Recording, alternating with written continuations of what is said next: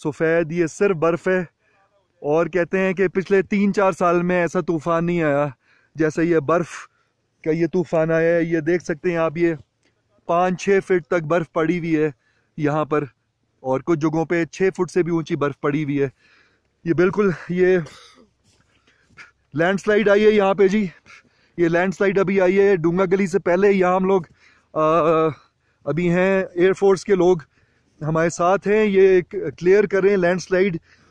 सुबह 4 बजे से ये लोग कर रहे हैं जो इवैक्यूएशन का काम है, और बेहतरीन काम कर रहे हैं। आर्मी एयरफोर्स ने मिलके बहुत बेहतरीन काम किया है, और इंशाल्लाह हम लोग कालाबाग की तरफ रवां दवाएं।